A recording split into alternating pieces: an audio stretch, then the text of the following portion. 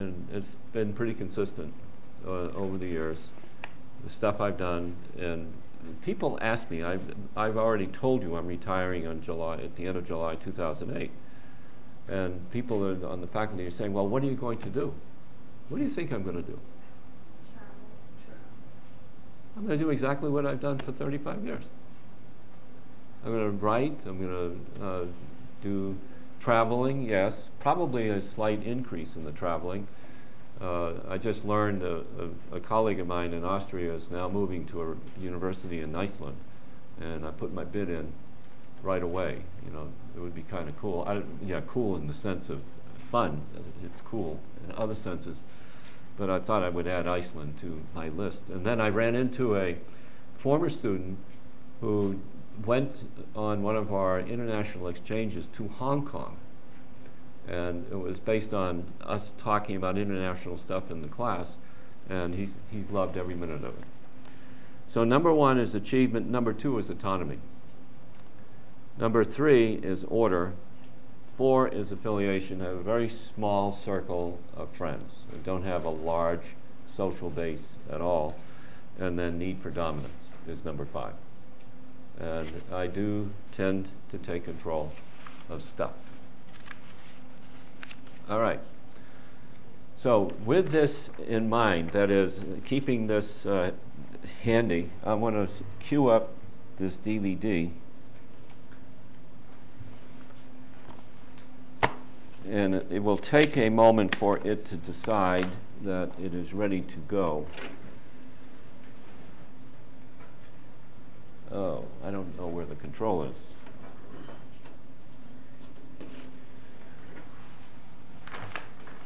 Aaron, could you bring me the remote for the player?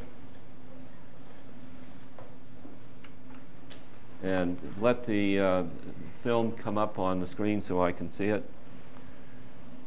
This is from the film The Odd Couple. Okay, you going to bring it up on the screen? Yeah, sure. And it's in your film book on page 114. So let's give it a moment here to decide what it's going to do. I'm trying to get to the menu. Page 114, it's Felix is the late Jack Lemmon, and that's the music you're hearing is the classic music that goes with this.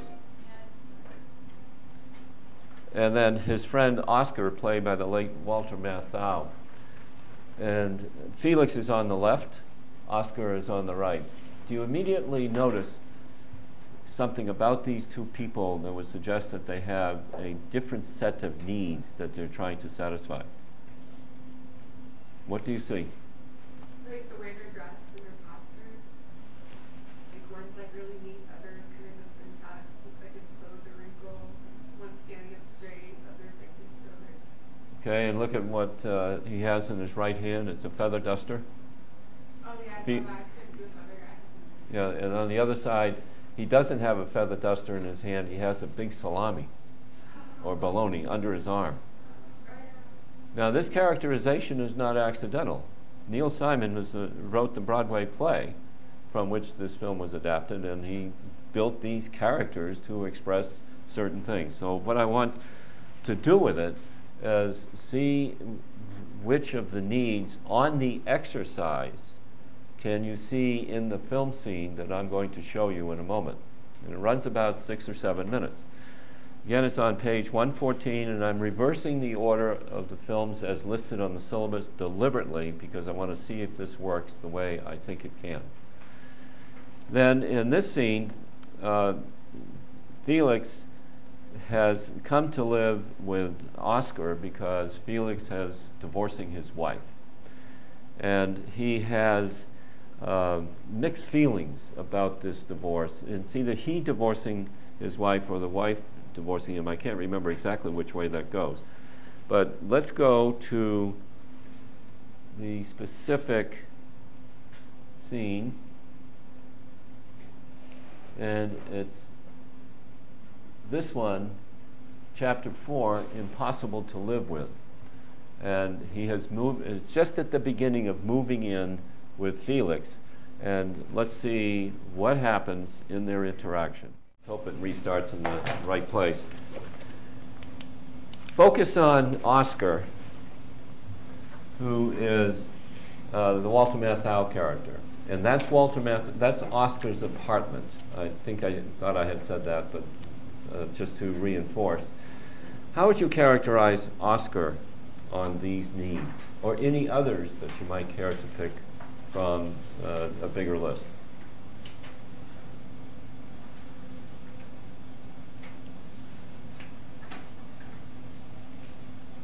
Can't see it? Nurturance. Say it again? Nurturance. Nurturance? Why? Because it gets cricket and gets back and starts to soft. Yeah, and he cares about his friend.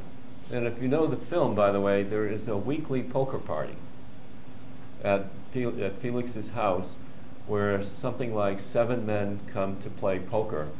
And it's a ritual. It's something that they have done for years, and they always expect to do it. There's really a great scene in there where Oscar sort of disrupts the game because of Oscar's characteristics. But stay with it. What other of these needs do you think would apply to Felix?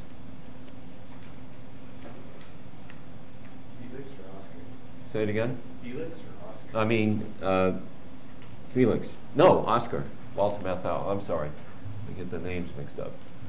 Stay, because this is his apartment and everything is focused on him at that particular moment. Then the film cuts to them on the street.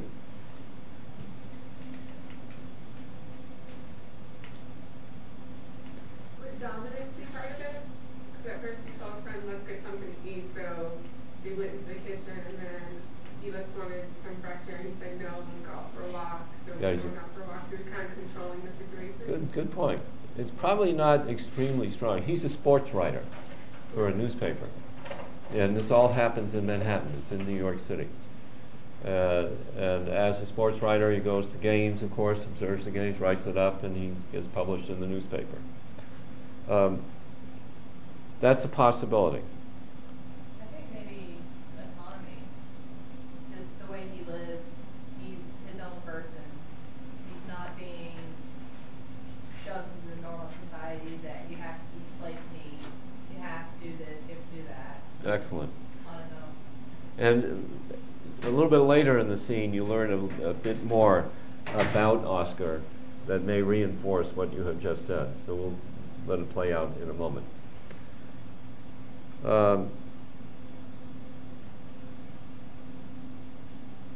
Did any of you comment on the need for order? I don't think so. Would you consider Oscar to have a strong need for order? No. Did you notice his kitchen? Yeah. All the food on the counter and stuff, and if you listen to the dialogue, he's saying things like, let's get he's listing out all kinds of foods that are totally unhealthy for you, and you always have not a s'mores, but something like that around, and he's got all this junk food laying out on the counter.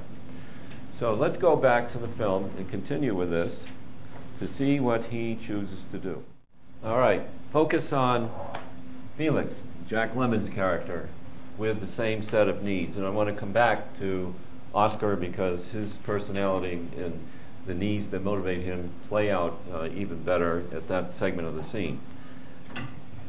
Which of these needs would you say is the dominant one or the most important one for Felix? Order. Did you hear him say what he does? He recooks the meals that his wife made. He's cleaning up the house constantly. This plays out in another scene in the film a little bit later. Do you think there is, well, which other need would you describe? I don't want to lay my observations on you, but which other of these needs seems to fit? Affiliation. Which one? Affiliation. Affiliation. Why do you say that? Because he said he can't live without his wife. And his children. He seems to want to have people around him. even though in the restaurant he did an excellent job of alienating practically every patron in the restaurant with his noises that he was making. Others? Any other needs? Now, how would you further characterize Oscar? You still feel okay on the need for nurturance? Yeah. That's what you said before. And he seems to care.